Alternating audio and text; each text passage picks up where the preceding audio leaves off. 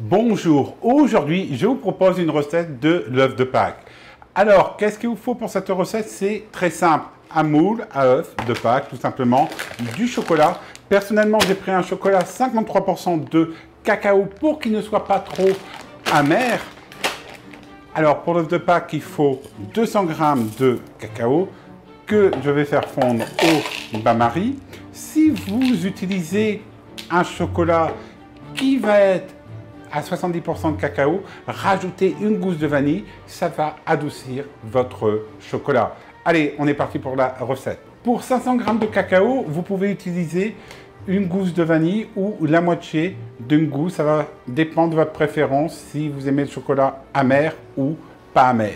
Alors, quand vous faites un œuf de Pâques, vous vous demandez, mais comment avoir un bel œuf de Pâques? Sur un moule, vous avez tout simplement une petite rainure que vous voyez ici.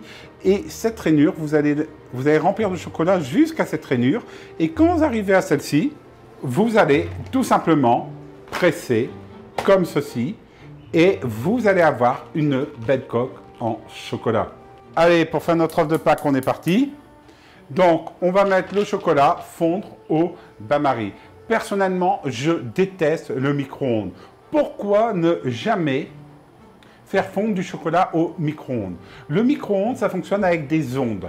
Donc, en fait, votre chocolat va être bombardé d'ondes pour que celui-ci devienne mou, liquide. Et vous allez perdre une partie de ses propriétés. Et surtout, vous n'allez pas savoir sa température. Car le chocolat, ça se travaille aux alentours de 40 degrés. Et quand on le fait fondre, on essaye toujours de ne jamais dépasser 70 degrés. Voilà, le chocolat est bien fondu. Vous voyez qu'il y a une belle texture. Ici, on va le tourner un peu pour qu'il arrive à bonne température. Vous allez tout avoir sur mon blog sur la température du chocolat et comment l'utiliser.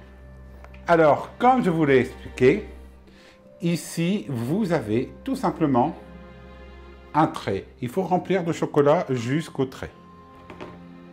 Alors théoriquement, dans vos moules, il est marqué, hein, si c'est un moule de 200 g ou de 300 g, vous savez exactement la bonne quantité de chocolat que vous devez mettre. Allez, hop.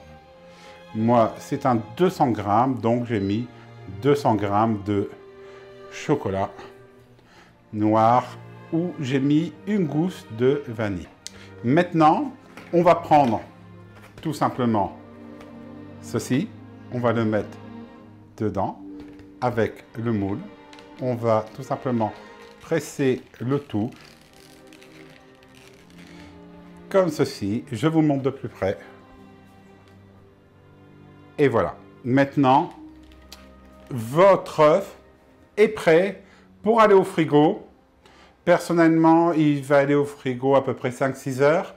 Ensuite, on va le retirer et on va tout simplement le remplir de mousse au chocolat.